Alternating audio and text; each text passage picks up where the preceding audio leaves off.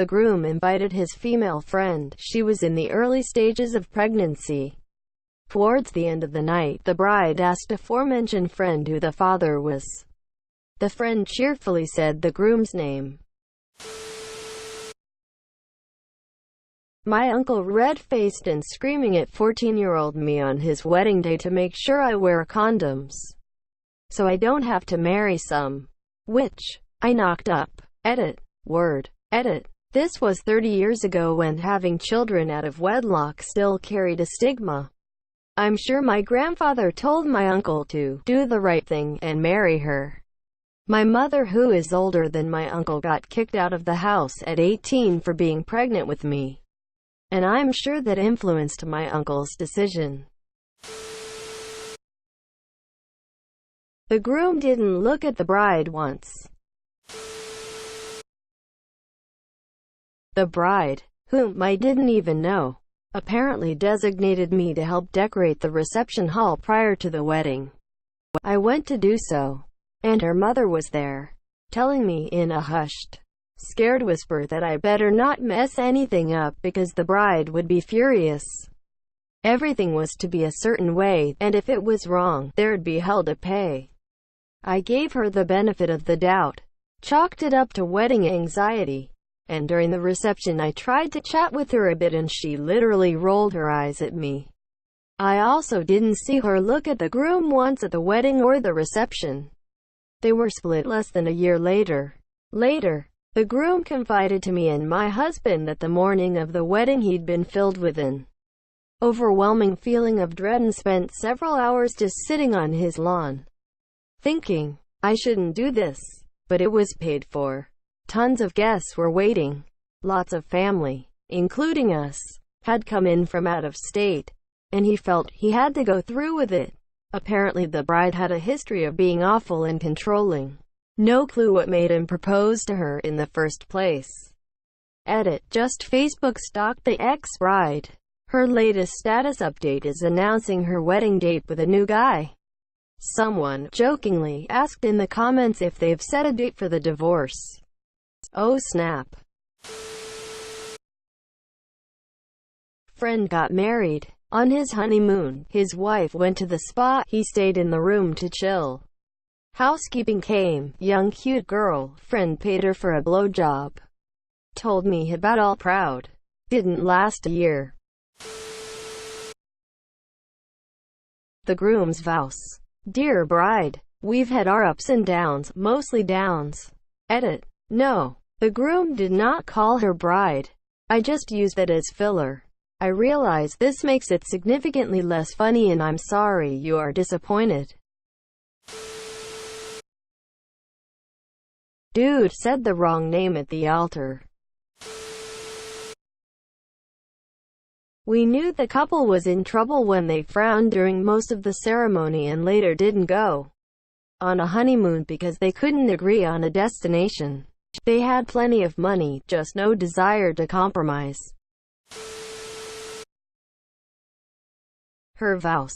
They were friends of mine who dated for nearly 2 years before their wedding. He loved her more than she loved him. Obvious to all our friends. And we suspected she begrudgingly said yes to his proposal. He said his vows first and went on about loving her for the rest of his life. During hers, she started with 438 days. That's how long I've loved you. It seemed sweet until she ended her vows with, and I promise to love you for at least 438 more. Most thought nothing of it and some friends called me a dick for saying it was a subconscious sign. She wasn't in it for the long haul. She left him exactly that amount of days after the wedding with a note that said, I kept my vow to love you for 438 days more, but I can't for a single day more. Called it? Groom got caught getting frisky with a bridesmaid. That marriage lasted for about 2 hours. A bunch of my family members are betting on how long one of my cousin's marriage would last. It's definitely going to end in divorce, but we just don't know when. Here's all the stuff that happened pre-wedding. Asterisk the couple can't even agree on invitation card designs, so they decided each would have their own. Some people received 2 invitations. Wedding. Asterisk they're both from different races, and the groom's family insisted on having a wedding ceremony from their culture too. The bride refused the part where she has to kneel before her husband and wash his feet clean. The groom's family insisted and she was stuck doing it. Asterisk the bride got tired with all the photo taking and refused to pose for any more photographs. 7. Though she hadn't taken photos with the groom's extended family. Meanwhile, she had already taken photos with her entire family, extended family, and parents' friends. Asterisk the groom's cousin told the bride she walked unelegantly and she spent hours crying in refusing to come out for the wedding dinner. Asterisk half the groom's family boycotted the wedding over the bride's race and religion. Post-wedding. Asterisk the bride insisted they should fly first class for their honeymoon. The groom insisted it's a waste of money, even though they both come from money. The bride flew first class, the groom stuck to economy. During the ceremony, when the priest started asking the bride, "Do you take this man to be your?"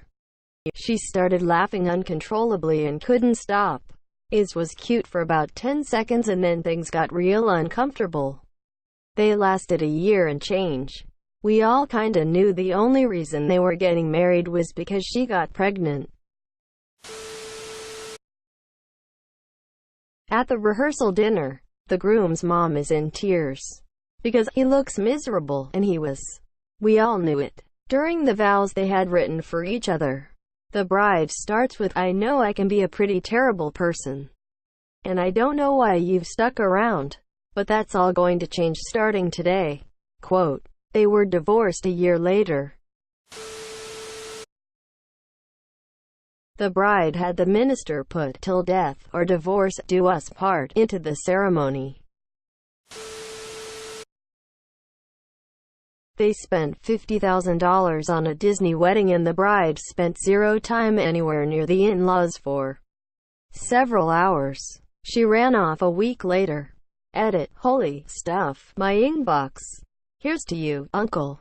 That witch can eat stuff. Ha ha ha ha. Also, he's not my uncle by blood, but that's how I know he's a good guy. Maybe closer to a savior of the messed up in the head, but still good. The groom, groomsmen, groom's friends, groom's father, etc. All males, just for clarification, kept making jokes about being tied down, having a nagging wife, the end of being single, not being able to flirt with other women. Basically everything was about how marriage actually sucks. This is something I will never understand. If marriage sounds that awful to you, why even get married? My cousin's wedding. The groom invited his ex, who is also the mother of his 1-year-old son. He and my cousin had been dating for longer than 2 years. And my cousin, who was then very pregnant herself, got into a loud screaming match with him over it in a bathroom this year. They eventually came out and got married. My cousin with puffy red eyes from crying that you can see in every wedding photo that was taken. While saying the classic "I do," instead of looking deep into his bride's eyes, the groom was peeking at one of the bridesmaids. The groom called the bride at "See you next Tuesday" at the reception. They totally got divorced. At the end of the reception, the guys are sitting at a table away from everyone else talking, and we ask the groom why he proposed. His answer: because she was naked. Marriage lasted about a year and a half.